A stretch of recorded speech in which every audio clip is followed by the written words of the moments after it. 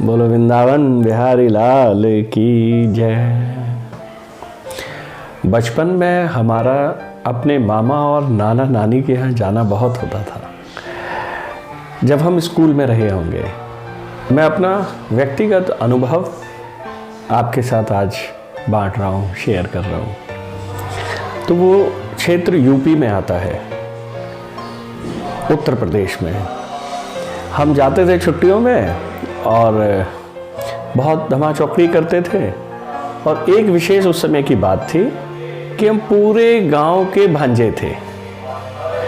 सबसे एक समान स्नेह मिलता था। किसके बच्चे हैं, किसके नाती हैं, उससे कोई फर्क नहीं पड़ता था। हम सभी के भांजे थे, सभी के नाती थे जो बुजुर्ग थे उनके लिए। तो इस तरीके से बड़ा सामूहिक प्रेम हम पे सभी का रहता था। अच्छा, गांव में कहीं कोई फंक्शन हो, शादी ब्याह हो, तो पंगत बैठा करती थी। पंगत बैठना मतलब आज दो तरीके से खाने होता है कि एक आप सब लाइन में बैठेंगे, सभी को खाना परोसा जाएगा और आप सब खाना खाएंगे। हमारे यहाँ और शहरों में एक वेस्टर्न कॉन्सेप्ट है बुफे स्टाइल, कि एक जगह खाना लगा है, आपको कह दिया खा लीजिए। अब आप उस लॉन में, हॉल में, कमरे में घुस गए और अपनी इच्छा से खाया, नहीं खाया चले गए, तो कोई पूछने वाला नहीं है। बस ये रहता था। और जब हम गांव में जाते हैं, पंगत में बैठते थे, तो अब लाइन से सभी बैठ गए और फिर खाना परोसा जा रहा है। ज़्यादातर परोसने वाले जानते थे या नहीं जानते थे, पर जब परोसा जा रहा था तो उस समय क्या होता था, पहले सब्जी आ रही है तो सभी को पत्तल में वो सब्जी दी जाएगी। अच्छा, फिर आप मीठा आ रहा है, पूड़ी आ रही है, फिर दूसरी सब्जी आ रही है, आलू की सब्जी आ रही है, सीताफल की सब्जी आ रही है, और कई अन्य प्रकार की सब्जियां, हलवा, पूरी। एक दही होती थी, जितनी बड़ी दही उसमें ऐसे करके पूरा हाथ करके डालते थे, पूरा ऊपर एक पहाड़ सा बन जाता था बूरे का, ऐसा दही बूरा होता था। तो इस तरीके से वो सारा खाना खिलाया जाता था और बड़े स्नेह से। और जिसके विषय में कुछ जानना है उससे पूछ भी लेते थे, कहाँ से आए हो? उस गांव से। अच्छा, उस गांव में किसके? उसके। और वहीं परिचय हो जाता था। तो इस तरीके से खाना खिलाया। अब ये पहली बार की सर्विंग हो गई, जो सभी को सब चीजें मिल गई। अब दूसरी बार जिसने भी सर्व जो कर रहा है, उसके पास जो भी सब्जी है, पूरी है, कुछ भी उसका नाम लेता आएगा, सब्जी सब्जी सब्जी सब्जी सब्जी, सबके आगे से ऐसे कहते हुए निकलेंगे। और किसी ने हाथ अड़ाया, नहीं चाहिए, ये स्टाइल होता है, नहीं जी मुझे नहीं चाहिए, नहीं जी बस पाव दो, अब नहीं चाहिए, बजी धन्यवाद। लेकिन आधी बार तो सुनते ही नहीं है, थोड़ी डालते चले जाते हैं, मना करने के बावजूद भी। अरे खा लो, अभी तो क्या, अरे सेहत देखो, अभी तो खाओ। इतने प्रेम से, इतने स्नेह से अच्छा चलते चले जाएंगे, आपको मनुहार होती रहेगी। फिर उसके बाद एक और चीज होती है कि जिसको परोसा जा रहा है वो मना कर रहा है, पर आसपास वाले अरे नहीं, ये तो शर्मा शर्मी में मना कर रहे हैं, अरे ऐसे कैसे मेहमान, और लो, तो उनको और खिलाया जाता है जबरदस्ती। ऐसे प्रेम और मनुहार से। अच्छा, इसकी दूसरी विशेष बात ये रहती है कि आपको हर चीज़ मिलेगी और हर चीज़ आपको खानी है, पत्तल में कुछ नहीं छोड़ना। आपको पूरी भी खानी है, आपको लड्डू भी खाना है, आपको हलवा भी खाना है, आपको सीताफल की सब्जी भी खानी है, आपको मालपुए भी खाने हैं, आपको रायता भी पीना है सबसे लास्ट में। हर चीज़ खानी है आपको। आप किसी भी चीज़ को मना नहीं कर सकते, किसी भी चीज़ को छोड़ नहीं सकते। तो ये एक विशेष बात रहती है। और प्लस कई बार आपकी मनुहार होगी, अरे नहीं एक ले लो, अरे नहीं एक ले लो, और प्रेम से खिलाया जाएगा। प्रेम से बना भोजन, प्रेम से परोसा और खिलाया गया भोजन, उसमें आपको जो अंदर आपके मन की स्थिति बनेगी वो विश्वास वाली बनेगी, आत्मविश्वास मन में पैदा करने वाली बनेगी, मन में आंतरिक उमंग पैदा करने वाली बनेगी, और आपका आपसी प्रेम बढ़ाने वाली बनेगी। तो पहले का खाने का जो सिस्टम है उसकी हमने व्याख्या की। अब आगे चर्चा करते हैं मॉडर्न बुफे स्टाइल की। आप बैंक्वेट में गए, जो होस्ट है वो एंट्रेंस पे मिले, हाथ जोड़े, आपको फॉर्मेलिटी में गले लगाया, आपकी फ़ोटो खींची और अंदर की तरफ आपको इनवाइट कर लिया, प्लीज़ आइए, लेट्स हैव फूड। अब आप अंदर चले गए, वहाँ प्लेट रखी है, वेटर के साथ आपका इंटरेक्शन है, वेटर की ड्यूटी है आपको गाइड करना। और उसके बाद आपने जो सामान लिया, जो रखा है, कुछ आपने अपनी रुचि की चीज़ें खा लीं, कुछ चीज़ें नहीं खाई, थोड़ा थोड़ा खा लिया। मुझे शुगर का डर है, मैं फ्राई आइटम नहीं लूँगा, मैं सैलेड ले लूँगा, मैं फ्रूट चाट ले लूँगा, मैं छोटा मोटा चाट पकौड़ी खा लूँगा। तो इस तरीके से आप थोड़ा थोड़ा लिया और आप नमस्ते विदा करके वापस चले आए। अब इसमें व्यक्तिगत रिलेशनशिप देखिए, कुछ नए आदमियों से भी मिले पर आपको कोई उनके साथ इंटरेक्शन नहीं हो पाया। आपने भोजन भी खाया लेकिन कुछ रुचिकर चीज़ें खाई और आ गए। दोनों में यही भेद है। जब हम पुराने हमारे भारतीय गांव के पंगत में बैठने वाली पद्धति के अनुसार भोजन खाते हैं या भोजन ग्रहण करते हैं, तो उस फंक्शन के अंदर एक सामूहिकता का मैसेज आता है। आप एक समूह में भोजन खा रहे हैं, सभी एक साथ एक ही क्रिया को कर रहे हैं। दूसरी बात, आपकी सहनशीलता, आपका मन नहीं है, जो चीज़ आपकी रुचि में भी नहीं है। देखिए, जो भी भोजन मनुष्यों के खाने के लिए है वो सभी को खाना चाहिए, एक सिद्धांत है। कहीं से हमें कार्बोहाइड्रेट्स मिलेगा, कहीं से हमें प्रोटीन्स मिलेंगे, कहीं से हमें मिनरल मिलेंगे, कहीं से हमें कुछ और ताकत बढ़ाने, बुद्धि बढ़ाने की सब चीज़ें मिलेंगी। तो हमारे पास सभी होना चाहिए। कुछ खाने में कुछ छूट जाता है, और भोजन से ही चूंकि मन का निर्माण होता, तो कहीं ना कहीं मन का निर्माण होने वाली कुछ चीज़ें छूट जाती हैं। तो एक तो सभी ने सब भोजन खाना है जो बनने के लिए बना है, दूसरा आपने प्रचुर मात्रा में खाना है पर वो आप भोजन नहीं खा रहे हैं।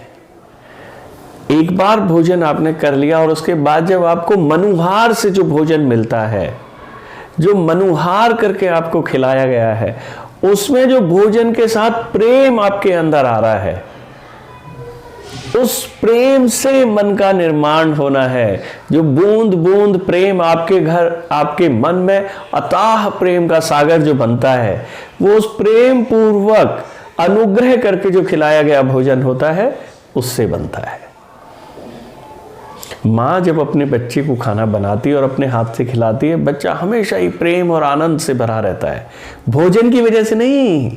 जो माँ के हाथ से उसके हृदय में अगाध जो प्रेम होता है, वो प्रेम बूंद बूंद करके उसके हाथ से आपके मुंह में जो जाता है, उससे हमारे मन में जो बच्चे बिना माँ बाप के पढ़े होते हैं बहुत कोरे होते हैं, और जो माँ बाप के साथ प्रेम में, अनुग्रह में, विनय में, ममता में पले होते हैं, उन बच्चों का हृदय विशाल होता है।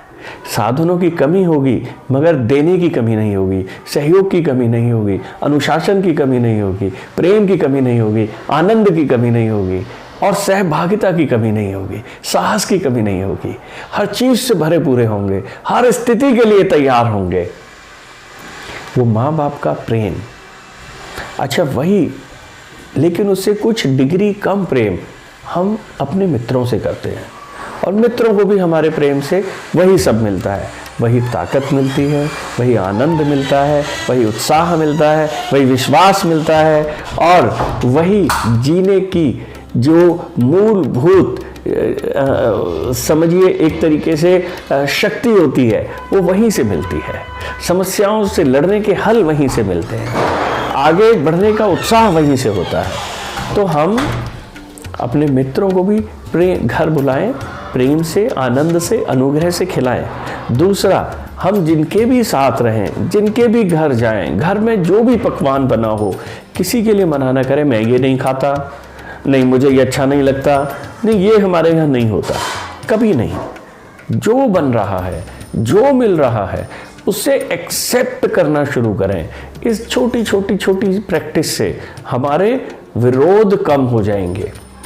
हम हर चीज़ पे जो विरोध करते हैं वो कम हो जाएगा, क्योंकि हमने एक्सेप्टेंस अपनी बढ़ा ली, अपने एक्सेप्टेंस के लेवल को बढ़ा लिया।